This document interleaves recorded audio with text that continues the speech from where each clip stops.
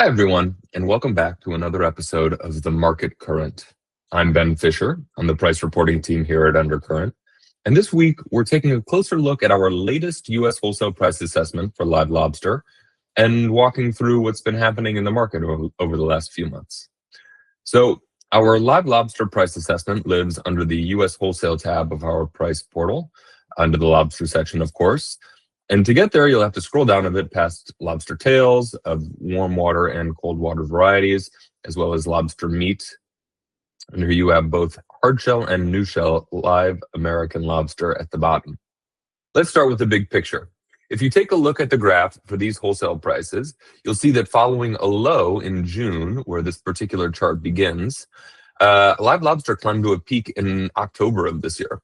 So the peak was in week 44, October 27th to November 2nd, where a couple of hard shell larger sizes broke above the $12 mark for the first time since before Maine's fishing really kicked off.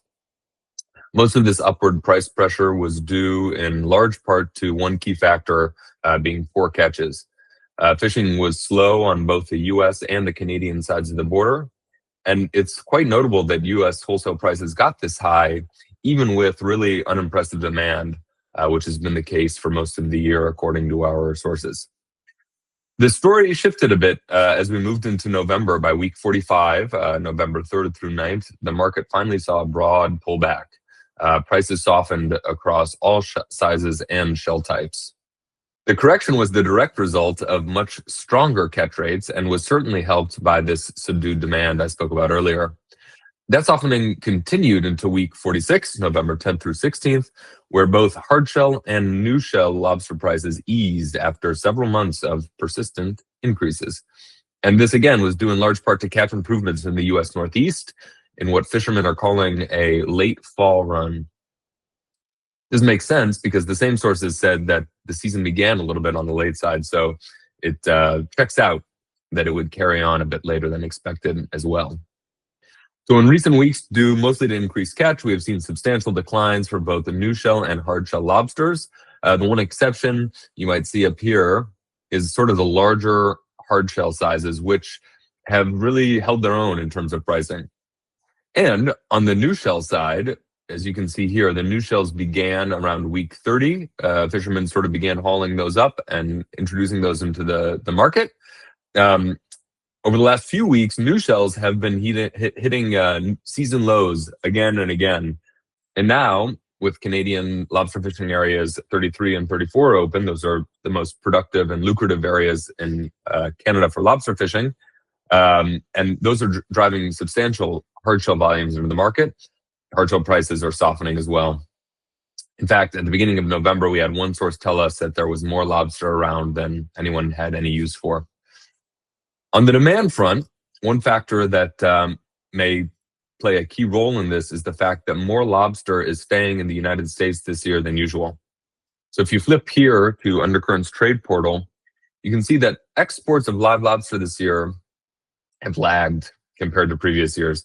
This chart shows exports up to August of this year, the most recent month for which we have data, but then also August of the previous years, so up to August 2024, 2023, 2022, etc. Exports of live lobster to Canada and China, the US's two biggest trading partners for the species, have dropped this year compared to last year, and actually each of the last 4 years since COVID. These exports have decreased for different reasons, though. Exports of live lobster sent to China have come down due in large parts to reciprocal tariffs as a result of President Trump's trade war.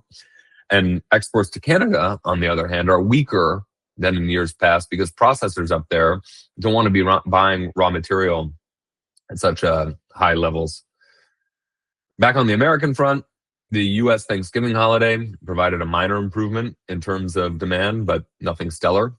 However, given the drop in pricing that we see now, dealers are looking forward to the end of the year and the holidays at the end of the year with some optimism in that if prices remain low where they are, they could be successful in moving an awful lot of lobster toward the end of the year.